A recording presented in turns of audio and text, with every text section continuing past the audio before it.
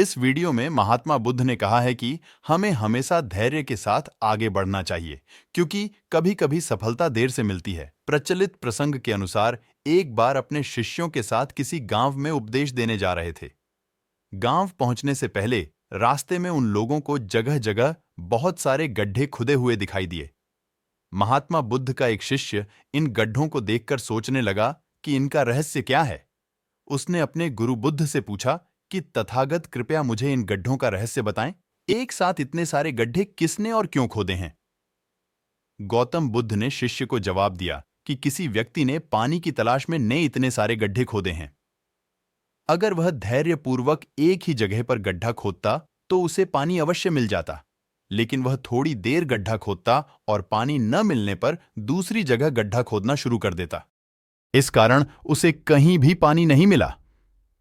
जीवन प्रबंधन बुद्ध ने शिष्यों को समझाया कि अगर कोई व्यक्ति किसी काम में सफल होना चाहता है तो उसे कड़ी मेहनत करनी होती है, लेकिन कड़ी मेहनत के साथ ही स्वभाव में धैर्य होना भी जरूरी है। कभी-कभी लंबे समय तक मेहनत करने के बाद ही सफलता मिल पाती है। ऐसी स्थिति में व्यक्ति को धैर्य बनाए रखना चाहिए, वरना सफलता नहीं मिल पाती है। जानिए अपने जीवन में गरीबी और दुख का असली कारण। एक बार महात्मा बुद्ध एक गांव में अपने शिष्यों सहित घने पेड़ की छांव के नीचे बैठे थे। आसपास के गांवों से बहुत से लोग अपनी मानसिक समस्याएं लेकर महात्मा बुद्ध के पास आ रहे थे। महात्मा बुद्ध उन सब की मानसिक परेशानियों का समाधान देते। सब लोग खुशी खुशी अपनी समस्याओं का समाधान पाकर वहां से लौट रहे थे। वहीं से कुछ दूर बैठा लोगों को बुद्ध के पास जाते देख एक दुखी भिखारी अपने भाग्य को कोसता हुआ यही सोचने लगा कि अभी कुछ देर पहले तो ये लोग दुखी मन से मुंह लटकाए उन महात्मा के पास गए थे, और अब इतना खुश होकर कैसे वापस लौट रहे हैं। आखिर माजरा क्या है, जरा मैं भी जाकर देखूं कि वो महात्मा ऐसा कौन सा खजाना बांट रहा है इन लोगों को। वे इतने प्रसन्न हुए कि उनके चेहरे लाल हो गए। जब वो दुखी भिखारी कुछ नजदीक गया तो उसने देखा कि ये महात्मा तो लोगों को प्रवचन देकर लोगों के दुख का निवारण कर रहे हैं। ये देखकर भिखारी के मन में भी तीव्र इच्छा हुई कि क्यों न मैं भी इन महात्मा को अपना दुख बताऊं, मुझे भी अपने दुख का समाधान अवश्य मिलेगा। बस फिर क्या था, समाधान पाने की लालसा लिए भिखारी महात्मा बुद्ध के सामने पहुंचा और हाथ जोड़कर प्रणाम करते हुए बोला, हे महात्मा बुद्ध, मैं भी लोगों की मदद करना चाहता हूँ।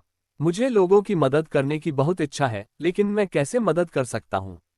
मैं बहुत गरीब हूँ। मेरे पास न तो पैसे हैं और न ही कोई ऐसी चीज जिससे मैं किसी की मदद कर सकूं। मैं कोशिश करने पर भी किसी की मदद नहीं कर सकता। मुझे भगवान ने इतना गरीब क्यों बनाया? हे महात्मा, मुझ पर कुछ कृपा करो। इतना बोलते हुए भिखारी रोने लगा। महात्मा बुद्ध बोले, आप बहुत अज्ञानी हैं, क्योंकि आप अभी तक इस भ्रम में जी रहे हो कि तुम्हारे पास कुछ नहीं, जबकि दूसरों को कुछ देने के लिए तुम्हारे पास बहुत कुछ है।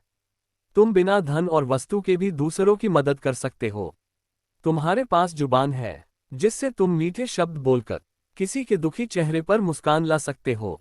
इन्हीं शब्दों की ताकत से तुम किसी के भी टूटते हौसलों को फिर से मजबूत कर सकते हो। इन शब्दों की शक्ति से आप किसी के भी मन में सकारात्मक विचारधारा के बीज बो सकते हैं और उसे गलत रास्ते पर जाने से रोक सकते हैं। तुम्हारे दो हाथों से किसी भी कमजोर या लाचार व्यक्ति की सहायता कर सकते हो। आपके दो आंखें किसी अंधे को रास्ता दिखा सकते हैं। तुम किसी के लिए दुआ कर सकते हो, ये हो सकता है कि उनके बुरे काम फिर से हो जाएं। आप किसी के अच्छे स्वास्थ्य की कामना कर सकते हैं, लेकिन अज्ञानतावश तुम अब तक इस बात को समझ नहीं पाए और इस भ्रम में अब तक जीते रहे कि तुम्हारे पास मदद करने के लिए कुछ नहीं। किसी की मदद करने के लिए धन और वस्तु का होना अनिवार्य नहीं है। बिना धन और वस्तु के भी हम कई प्रकार से लोगों की मदद कर सकते हैं।